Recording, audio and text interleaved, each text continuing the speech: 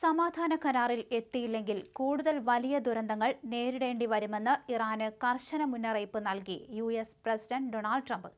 ഇറാനിൽ വ്യോമാക്രമണം നടത്തി മണിക്കൂറുകൾക്കു ശേഷം രാജ്യത്തെ അഭിസംബോധന ചെയ്തുകൊണ്ട് സംസാരിക്കുമ്പോഴായിരുന്നു ട്രംപ് ഈ കാര്യം വ്യക്തമാക്കിയത്. മിഡിൽ ഈസ്റ്റിലെ ഭീഷണിയാണ് ഇറാനെന്നും ട്രംപ് പറഞ്ഞു.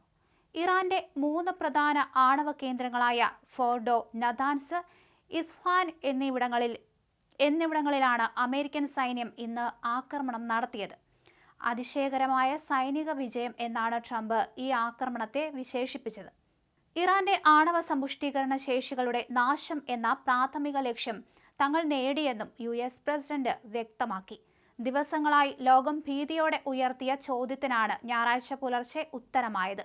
ഇനി എന്ത് എന്നത് ഇതിലേറെ പ്രധാനമാണ്.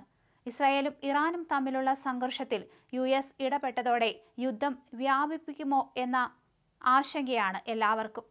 ഇറാനെ ആക്രമിക്കരുതെന്ന് ചൈനയും റഷ്യയും യു.എസിനോട് ആവശ്യപ്പെട്ടിരുന്നു.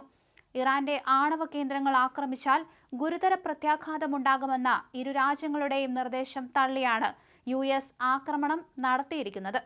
സമാധാനപരമായ ആണവ പദ്ധതി അടക്കം നിയമാനുസൃതമായ ആവശ്യങ്ങൾക്കായി ഇറാൻ നടത്തുന്ന പോരാട്ടങ്ങളെ ഞങ്ങൾ പിന്തുണയ്ക്കുന്നു എന്നാണ് റഷ്യൻ പ്രസിഡന്റ് വ്ളാഡിമിർ പുടിൻ നേരത്തെ പറഞ്ഞത്.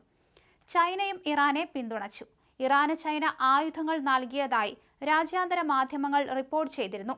ഇറാനെതിരായ ഇസ്രായേലിന്റെ ആക്രമണത്തിൽ യു.എസ്. നേരിട്ട് പങ്കെടുക്കണോ എന്ന കാര്യത്തിൽ പ്രസിഡന്റ് ഡൊണാൾഡ് ട്രംപ് 2 ആഴ്ചയ്ക്കകം തീരുമാനമെടുക്കുമെന്നാണ് അദ്ദേഹത്തിന്റെ പ്രസ് സെക്രട്ടറി കാരലിൻ ലീവിറ്റ് ദിവസങ്ങൾക്ക് മുൻപ് പറഞ്ഞത്. നയതന്ത്രത്തിന് സാധ്യതയുള്ളിടത്തൊക്കെ സമാധാനകാംക്ഷിയായ ട്രംപ് അത് പ്രയോജനപ്പെടുത്താറുണ്ടെന്നും അവർ വ്യക്തമാക്കിയിരുന്നു.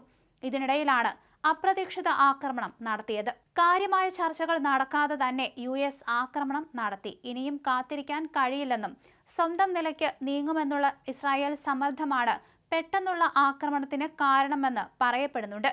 ഇറാന്റെ ആണവ നിലയങ്ങളെക്കുറിച്ച് ശേഖരിച്ച വിവരങ്ങൾ ഇസ്രായേൽ നേരത്തെ യു.എസിന് കൈമാറിയിരുന്നു. ഇറാനെ സമ്മർദ്ദത്തിലാക്കാനും ഭരണം അട്ടിമറിക്കാനും യു.എസ്. പെട്ടെന്ന് ഒപ്പം ചേർന്നുവെന്ന വാദമുണ്ട്.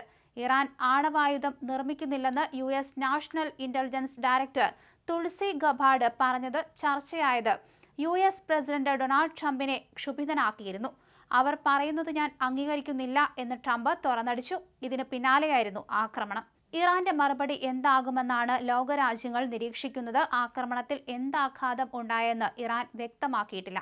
ഇറാനെ ആക്രമിച്ചാൽ യു.എസ്. താവളങ്ങളെ ലക്ഷ്യമിടുമെന്ന് ഇറാൻ നേരത്തെ വ്യക്തമാക്കിയിരുന്നു. യു.എസ്. സുരക്ഷയ്ക്ക് ഇത് ഭീഷണിയാണ്. 40,000 സൈനികർ പശ്ചിമേഷ്യയിലുണ്ട്. അതീവ ജാഗ്രതയിലാണ് ഈ കേന്ദ്രങ്ങളെല്ലാം. ഇറാനിൽ ആക്രമണം നടത്തി അമേരിക്ക മുന്നേറുമ്പോൾ ലോകം ആശങ്കയിലാണ്. ഇറാനിലെ 3 ആണവ കേന്ദ്രങ്ങളിലാണ് ഇന്ന് ഇന്ത്യൻ സമയം പുലർച്ചെ 4 മണിയോടെ അമേരിക്ക ബോംബ് സ്ഫോടനം നടത്തിയത്. ഓപ്പറേഷൻ പൂർത്തിയാക്കി യുദ്ധവിമാനങ്ങൾ മടങ്ങിയതായി അമേരിക്കൻ പ്രസിഡന്റ് ഡൊണാൾഡ് ട്രംപ് എക്സിലൂടെ അറിയിച്ചു. അമേരിക്കയുടെ B-2 ബോംബറുകളാണ് ഇറാനിൽ ആക്രമണം നടത്തിയതെന്ന് അന്താരാഷ്ട്ര മാധ്യമങ്ങൾ റിപ്പോർട്ട് ചെയ്തു.